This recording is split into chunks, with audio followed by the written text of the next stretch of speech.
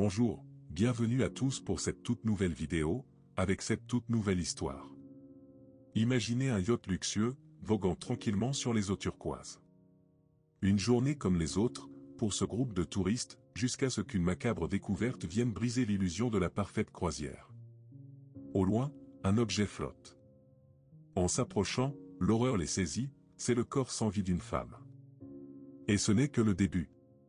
Car en fouillant les alentours, les autorités feront une découverte encore plus glaçante, 3 autres corps féminins, liés les uns aux autres par une corde lestée de blocs de béton. Qui a pu commettre un acte aussi cruel?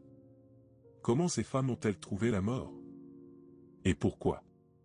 Préparez-vous à plonger au cœur d'une enquête policière haletante. Une affaire qui défie l'entendement et qui a marqué les esprits. Un avertissement s'impose, cette histoire traite de faits réels, et certains détails peuvent être choquants. Elle aborde des thèmes sensibles comme la violence envers les femmes. Je vous invite donc à la prudence si ces sujets vous affectent. Nous allons ensemble tenter de comprendre les motivations du coupable et de retracer le déroulement de ces événements tragiques. Une histoire qui vous tiendra en haleine jusqu'à la dernière minute, avec un dénouement aussi surprenant qu'inattendu. C'était en 1989, en Floride, un état où le soleil brille presque toute l'année. Une destination prisée des touristes, notamment pour ses eaux turquoises et ses plages paradisiaques. Mais derrière cette façade idyllique se cachait une réalité bien plus sombre. Dans les eaux de Tampa Bay, un groupe de plaisanciers fit une découverte macabre. Au loin, un corps inerte flottait à la surface. Les autorités, alertées, découvrirent avec horreur qu'il ne s'agissait pas d'un simple accident. La victime, une femme, avait été ligotée et bâillonnée avant d'être jetée à la mer, lestée de blocs de ciment. Les recherches s'intensifièrent, et ce que les enquêteurs découvrirent était encore plus terrifiant. 2 autres corps féminins furent retrouvés, dans les mêmes conditions, ligotés, bâillonnés, lestés et jetés à la mer. Les autopsies révélèrent un calvaire indicible. Les victimes avaient été agressées sexuellement avant d'être noyées vivantes. Le tueur les avait maintenues conscientes jusqu'au dernier moment, les condamnant à une mort lente et douloureuse. Ce qui rendait ce crime encore plus effroyable, c'est le sadisme apparent du meurtrier. Il avait délibérément choisi de noyer ses victimes les yeux grands ouverts, les forçant à assister à leur propre supplice. Chaque détail de cette scène de crime suggérait une méticulosité glaçante et une planification minutieuse. Le tueur était un prédateur, un monstre qui avait pris un malin plaisir à torturer ses victimes. Vous vous demandez comment les corps ont pu remonter à la surface malgré les poils attachés à leurs jambes? C'est un phénomène lié à la décomposition.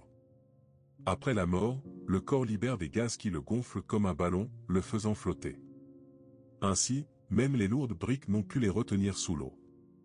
La police a également remarqué une similitude frappante entre les victimes, leur âge et leurs caractéristiques physiques suggéraient qu'il s'agissait probablement d'une mère et de ses 2 filles. Sans aucune trace d'identité sur les corps, les autorités ont dû faire appel à la population. Elles ont lancé un appel à témoins dans les médias, diffusant un signalement précis, une femme et 2 adolescentes, probablement mère et fille, portées disparues. Les photos des victimes n'ont pas été diffusées en raison de leur état de décomposition avancé, mais les autorités ont mis l'accent sur les caractéristiques physiques distinctives de chacune. L'enquête prit un tournant décisif lorsque les policiers reçurent un appel de l'hôtel des Inns. Le directeur signalait la disparition inquiétante d'une cliente, Joanne Roger, et de ses 2 filles, Michelle et Christy. Les chambres avaient été laissées intactes, comme si les occupants avaient disparu du jour au lendemain. Les enquêteurs se rendirent rapidement sur place.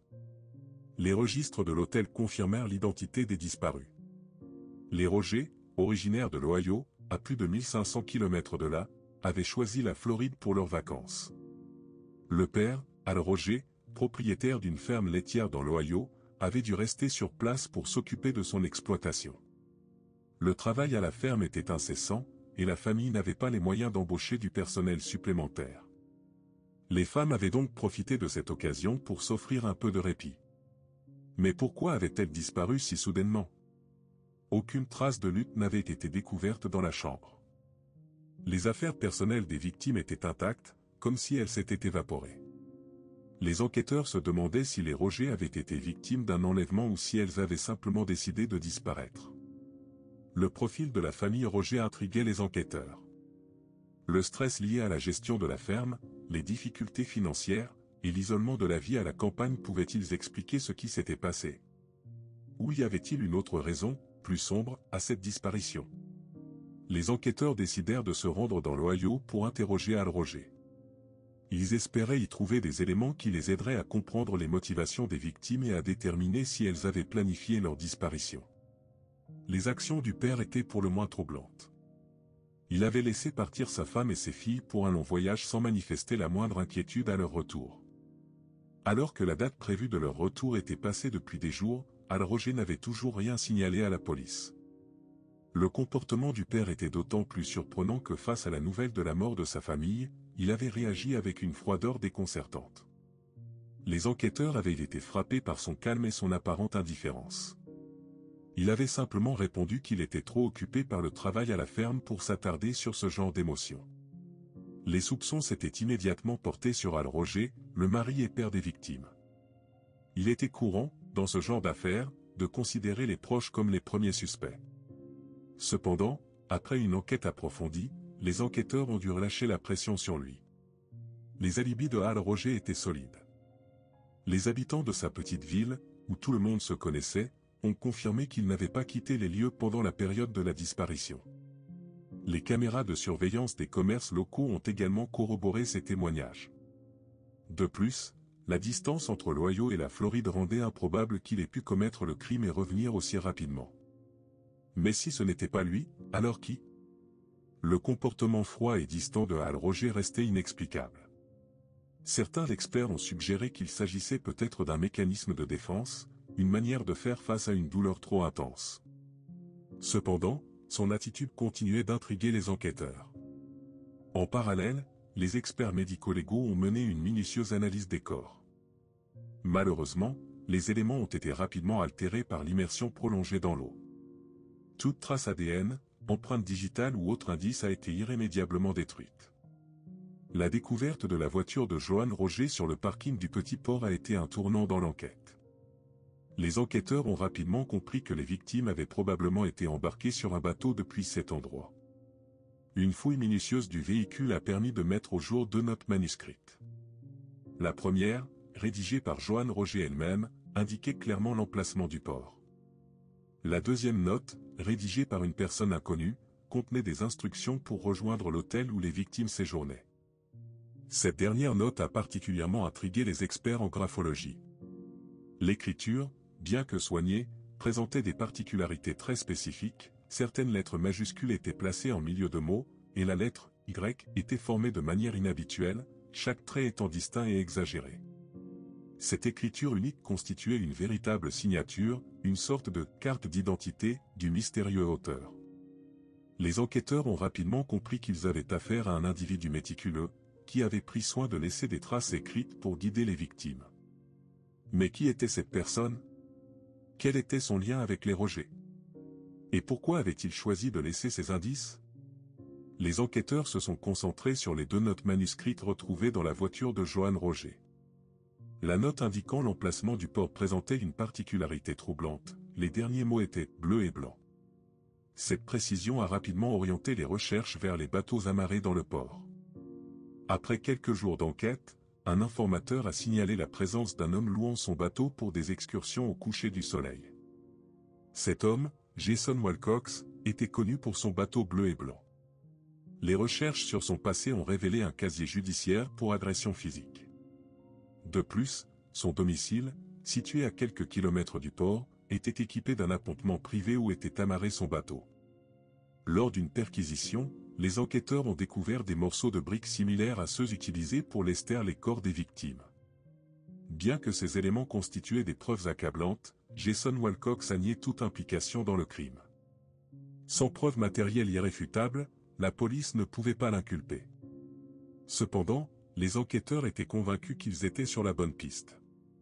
Pour faire avancer l'enquête, les autorités ont lancé un appel à témoins à grande échelle. Des affiches ont été placardées dans toute la ville, offrant une récompense de 25 000 $ à toute personne apportant des informations permettant de résoudre l'affaire. Cet appel a suscité un vif émoi au sein de la communauté. Mais qui pourrait bien avoir des informations compromettantes sur Jason Wilcox? Un ancien complice, un client mécontent, ou simplement quelqu'un qui aurait été témoin d'un geste suspect. Les enquêteurs savaient que la clé de l'énigme se trouvait peut-être parmi les habitants de la région. Un tournant décisif est survenu lorsque Judy Blair, une touriste canadienne, s'est présentée au commissariat. Quelques semaines avant la disparition des Roger, elle avait été victime d'une tentative d'agression sexuelle de la part d'un homme qu'elle avait rencontré lors d'une excursion en bateau. Le mode opératoire de l'agresseur qu'elle avait décrit présentait des similitudes troublantes avec le cas des Roger. Il consistait à attirer ses victimes sur son bateau puis à les menacer avec un couteau, les conduisait en mer, puis profitait de leur isolement pour les agresser. Une fois son acte accompli, il contraignait ses victimes à sauter du bateau pour éliminer toute trace ADN ou empreinte digitale. Le large de la mer lui offrait le terrain idéal pour se débarrasser des corps sans laisser de traces. Le témoignage de Judy Blair a permis de renforcer la thèse selon laquelle Jason Wilcox était bien le tueur. Cependant, sans preuve matérielle tangible, il était difficile de l'inculper. Les enquêteurs ont donc décidé d'intensifier leur surveillance de l'individu et de mener des investigations plus approfondies sur son passé et ses relations. 2 semaines après le signalement de l'agression sur la jeune femme canadienne, un nouveau drame a secoué la région, le meurtre de Joanne et de ses filles. Un détail troublant reliait les deux affaires, la présence d'un bateau bleu et blanc sur les lieux des crimes. La victime canadienne, Judy, était convaincue que l'agresseur qui l'avait visé était le même que celui qui avait ôté la vie à la famille Roger. Les enquêteurs, séduits par cette coïncidence, ont concentré leurs recherches sur Jason Wilcox. Cependant, lorsque Judy a vu une photo de Wilcox, elle a formellement nié qu'il puisse être son agresseur. Le portrait robot établi ne correspondait pas non plus à l'apparence de Wilcox. Malgré ses doutes, la police a soumis Wilcox à un test de détection de mensonges qu'il a réussi. De plus, un alibi a été fourni par plusieurs témoins, le disculpant des faits. Le portrait robot, diffusé dans les médias, a généré de nombreux appels de personnes pensant reconnaître l'agresseur. Malheureusement, la vague d'informations s'est avérée peu fiable, en raison notamment du grand nombre de bateaux bleus et blancs naviguant dans la région. C'est finalement un voisin du véritable coupable qui a permis une avancée dans l'enquête en reconnaissant l'agresseur sur le portrait robot. Malgré ce témoignage, la police a semblé sous-estimer l'importance de cette information, laissant le criminel en liberté pendant 3 longues années. Cette affaire illustre les difficultés rencontrées par les enquêteurs lorsqu'ils sont confrontés à un manque de preuves matérielles et à une multitude de témoignages souvent contradictoires. En 1992, l'enquête sur les meurtres des Roger semblait s'enliser. Les pistes s'amenuisaient et les espoirs s'étiolaient. C'est alors qu'un détail, passé presque inaperçu lors des premières investigations, allait relancer l'affaire. Les enquêteurs avaient retrouvé dans la voiture de la victime une carte manuscrite, portant des instructions pour rejoindre un hôtel. L'écriture, unique et distinctive, avait intrigué les spécialistes de la graphologie. Une idée audacieuse germa alors, et si l'auteur de cette écriture était le meurtrier? Pour tester cette hypothèse, les autorités lancèrent une campagne d'affichage inédite. Des panneaux géants, arborant l'écriture mystérieuse en gros caractères, furent installés dans toute la ville.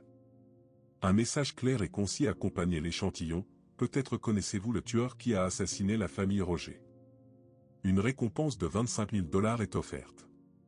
Cette initiative, audacieuse et inédite, allait porter ses fruits. Joanne Stevie, une ancienne secrétaire juridique, remarqua une étrange similitude entre l'écriture sur les affiches et celle d'un document qu'elle avait dû analyser dans le passé. Intriguée, elle se rendit au commissariat pour signaler cette coïncidence. L'expertise graphologique confirma les soupçons de Joanne Stevie, l'écriture correspondait parfaitement à celle de Uba Chandler, un homme de 43 ans, père de 8 enfants issus de cette union différente. Un entrepreneur en aluminium avec un lourd passé judiciaire, notamment pour des agressions sexuelles. Son visage correspondait également de manière frappante au portrait robot établi à partir du témoignage de Judy, la survivante de l'agression. Il possédait également un bateau bleu et blanc, un élément qui le reliait directement au meurtre commis en mer. Les écoutes téléphoniques interceptées à bord de son bateau le plaçaient sur les lieux du crime au moment des faits. Il avait même appelé son épouse pour lui annoncer qu'il aurait du retard en raison d'un problème technique avec son embarcation. Les preuves s'accumulaient, laissant peu de place au doute: Uba Chandler était bien le tueur que la police recherchait depuis tant d'années. Bien sûr, Uba Chandler a nié en bloc les accusations portées contre lui. Mais les preuves s'accumulaient inexorablement. La police a organisé une confrontation entre Chandler et Judy, la survivante de l'agression. Lors de cette confrontation, Judy a dû identifier son agresseur parmi plusieurs photos. Sans la moindre hésitation, elle a désigné Ouba Chandler. Sa réaction, empreinte de peur et de dégoût, a laissé peu de place au doute. Pour s'assurer de l'exactitude de son identification, la police a ensuite organisé une confrontation en face à face. Judy a à nouveau pointé du doigt Chandler, sans la moindre hésitation. Les enquêteurs ont alors concentré leurs recherches sur le bateau de Chandler. Ils ont appris avec stupéfaction que celui-ci avait été vendu 3 mois plus tôt, suggérant une tentative de dissimulation des preuves. Une analyse minutieuse de la carte retrouvée dans la voiture des victimes a permis de mettre au jour de précieuses empreintes digitales. Si la plupart appartenaient aux membres de la famille Roger, une empreinte palmaire particulièrement nette a attiré l'attention des experts. Après une comparaison minutieuse, il s'est avéré que cette empreinte correspondait parfaitement à celle d'Ouba Chandler. L'empreinte palmaire, laissée par la pression exercée sur le papier lors de l'écriture, constituait une preuve irréfutable de sa présence sur les lieux du crime. Face aux preuves accablantes, Ouba Chandler a tenté une dernière fois de se disculper. Il a affirmé avoir rencontré la famille Roger à une station-service, mais il leur aurait simplement indiqué la route. Selon son récit, il aurait été séduit par la mère et ses filles, et aurait proposé de leur faire visiter la région en bateau. Il aurait ensuite invité la famille à le rejoindre sur son embarcation, mais aurait nié toute implication dans leur disparition. Les enquêteurs, bien que sceptiques, ont examiné cette nouvelle version des faits. Ils ont conclu que Chandler avait tenté de présenter une image de lui-même en tant qu'homme charmant et attentionné, dans le but de minimiser sa culpabilité. En réalité, ils étaient convaincus que Chandler avait soigneusement planifié ses crimes. Selon leur reconstitution des événements, Chandler aurait profité de la naïveté de ses victimes pour les attirer dans un piège mortel. Après avoir gagné leur confiance, il les aurait emmenés en haute mer, loin de tout regard, les a agressés avant de les attacher et de les jeter à la mer avec des poids aux pieds. Cette version des faits, étayée par les preuves matérielles et les témoignages, a convaincu le jury de la culpabilité d'Ouba Chandler. Ouba Chandler a toujours maintenu son innocence, affirmant avoir simplement aidé la famille Roger à se repérer. Cependant, les preuves accablantes ont rapidement mis à nu la perversité de ses actes. Lors de son incarcération, un codétenu a révélé que Chandler s'était vanté d'avoir agressé sexuellement et tué des femmes en mer. Ce témoignage, ajouté aux preuves matérielles et aux aveux implicites de Chandler à ses proches, a renforcé la thèse d'un meurtre prémédité. Le mobile de ces crimes macabres semble avoir été la résistance des victimes. Selon le témoignage d'un codétenu, Chandler aurait avoué que s'il avait pu soumettre ses victimes sans violence, il ne les aurait pas tuées. Le procès a été rapide et sans appel.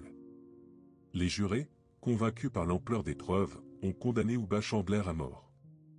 Malgré ses appels répétés et sa proclamation d'innocence jusqu'au dernier moment, la peine de mort a été exécutée le 15 novembre 2011 par injection létale. Le jour de son exécution, Ouba a envoyé une lettre surprenante. Il y écrivait qu'un innocent allait mourir ce jour-là.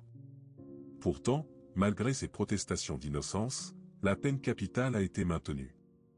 L'affaire Ouba Chandler reste un sombre chapitre de l'histoire criminelle américaine, révélant la cruauté d'un homme et l'importance de la justice. Bien que la justice ait été rendue, la douleur des familles des victimes perdurera. Ce drame rappelle l'importance de la vigilance et de la coopération entre les citoyens et les forces de l'ordre pour mettre un terme à ce genre de tragédie. Les avancées scientifiques ont permis une découverte macabre en 2015. En réexaminant une vieille affaire non résolue, les experts ont pu établir un lien entre Ouba Chandler et le meurtre d'une jeune femme commis en 1990. Les analyses ADN ont levé tous les doutes. Cette découverte a mis à jour un sombre secret, Ouba Chandler était en réalité un tueur en série. Qui sait combien d'autres vies avait-il détruit?